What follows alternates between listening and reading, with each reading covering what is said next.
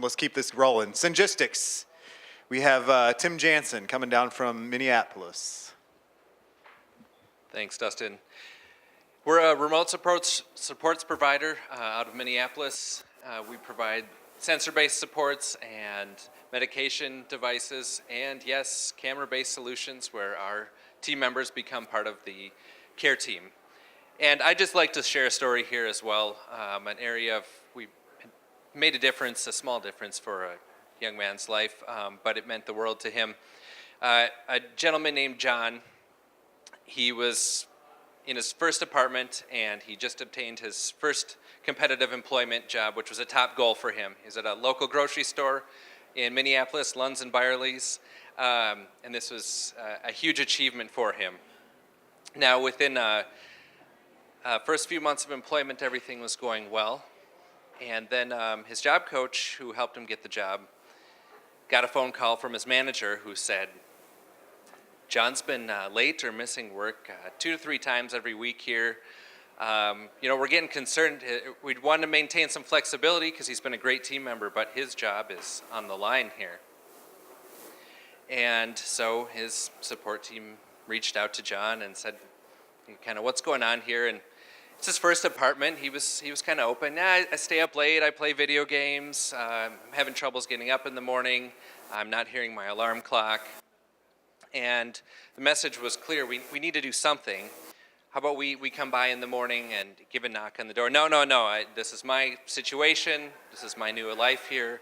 I don't want anyone knocking on the door. How about we kind of hound you the night before, make sure you get to bed. No, I don't want that involvement here either. And so he was amenable to utilizing a sensor-based solution that might help him throughout his morning routine. And what that looks like was he had a sensor under his bed, and if he didn't hear his alarm clock by 6:30 in the morning, he's getting a phone call saying, John, it's time to get out of bed. If he ignores that, 10 minutes later, he's getting another phone call. Okay, fine.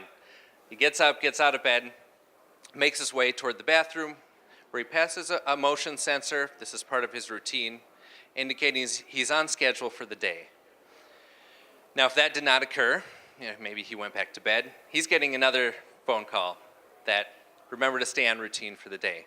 So you're getting the picture here. This occurs again in the kitchen, where he has another motion sensor indicating that he's at his last stop before he's heading out the door, getting his lunch ready. If he's not quite there, another reminder. And lastly, there's a notification if he's headed out the door in time, so he caught his transportation for work at 7:30. And all of these solutions tied together had been reported to his job coach, and how are things going? They called the manager at his job, and he said, he's only been late once in the last month. We're seeing a really good improvement here. Not sure what you did, but we're really pleased that everything's going okay. And so we circled back with John and asked how it was going, and he said, well, this is working for me.